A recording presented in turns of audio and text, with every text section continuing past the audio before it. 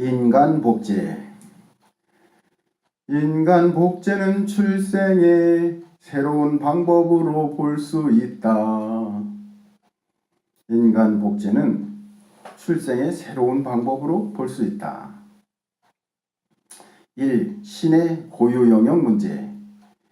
신의 영역에 침범하는 소수로 인해서 인류 전체에게 재앙이 임하는 것을 두려워하고 있다면 이 두려움은 상당히 바람직한 두려움이다.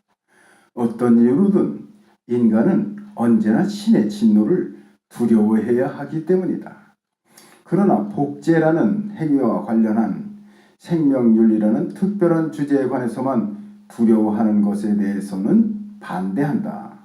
살인을 금하신 십계명을 어긴 것에 대해 신의 진노가 인류에게 임할 것을 두려워하지 않고 우상을 섬기지 말라 하신 십계명을 어긴 것 때문에 신의 진노가 인류에게 임할 것을 두려워하지 않으면서 복제의 생명윤리를 어긴 것에 대해서만 특별히 두려워할 이유는 없는 것이다. 인간이 선악과라 칭하는 열매를 따먹는 범죄의 문을 연 후에 인간에게 금지된 어떤 일도 남아있지 않았다. 선악과란 열매를 범한 것은 단순한 실수가 아니며 그 범죄의 크기는 세상의 그 어느 것과도 견줄 수 없을 만큼 지대한 것이다. 그 범죄의 근본은 조물주이신 하나님에 대한 반역이기 때문이다. 그 반역의 종착역이 진노의 심판이라는 것을 노아의 홍수라는 샘플로 보여주셨지만 인간들은 조금도 멈추지 않고 또 다른 노아의 심판을 향해 달려왔다. 창조주 하나님을 벗어나 끝없이 반역의 길로 달리는 이 질주에 마지노선이나 불가침의 영역은 없는 것이다. 오늘의 인류에게 신의 고유 영역 운운하는 것으로 막을 수 있는 것은 아무것도 남아있지 않기 때문이다. 2. 사회 질서로 풀이. 인간 복제의 문제는 신성 불가침의 문제로 풀 것이 아니라 인간 사회의 질서와 공익이라는 문제로 풀어야 해요. 인간들이 살인을 금하는 이유가 무엇인가요? 사회 질서 유지 때문 아닌가요? 그런데 복제된 인간이 인간인가 동물인가의 문제가 해결되지 않았어요. 복제된 인간이 동물이라면 내가 죽이는 인간 쓰레기인 저 매국노, 가정 파괴범, 폐류나 각종 살인범 등등 역시 복제된 동물보다 더 나을 이유가 없는 거 아니에요? 어떤 인간을 지목하여 동물로 단정하면 마음대로 죽여도 살인죄가 성립되지 않는 것인가요?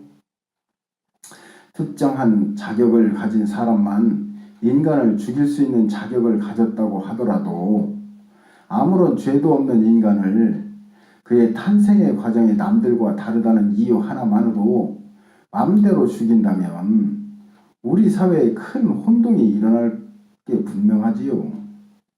이처럼 인간 복제의 문제는 보편적 사회 질서의 마지노선을 무너뜨릴 수 있는 예민한 문제지요. 따라서 복제가 불치병을 치료하기 위한 방법이라면 지금까지 진행된 것처럼 동물들의 장기를 개발하여 인간에게 활용하는 방향으로 진행해야 할 것이지요. 3. 복제 생명의 근원도 하나님이다. 복제 생명의 근원도 하나님. 복제라는 방법을 통해 태어난 생명체도 존귀한 인간이다. 불임의 문제를 해결하기 위해 체내 수정 또는 체외 수정 등의 의학적인 기술을 동원해 생명이 태어나게 하는 것과 같은 맥락으로 보아야 한다. 인간 복제라는 기술이 무에서 유를 창조해낸 것이 아니다. 사람의 세포가 가진 생명 배양의 능력을 특별한 환경과 특별한 기술로 극대화시켜 새 생명의 탄생이라는 결과를 얻어내는 것이다. 같은 세포와 같은 방법으로 태어나는 유사한 모습의 새 생명이라 할지라도 동일한 사람은 아니다. 쌍둥이가 외모는 비슷해도 각각 생각이 다르고 취향이 다른 별개의 인격체인 것처럼 복제를 통해 탄생하는 다수의 유사 외모인들도 각각 별개의 인격체인 것이다.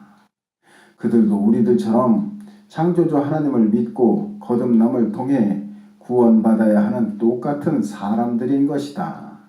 다만 우리가 7둥이, 8둥이 등을 일상생활 속에서 자주 만나면서 발생하는 가지가지 에피소드나 사회 문제 등에 대해서는 지혜롭게 해결해 나가는 방법을 찾아야 될 것이다. 그리고 그러한 현실에 익숙해져야 할 것이다. 아멘.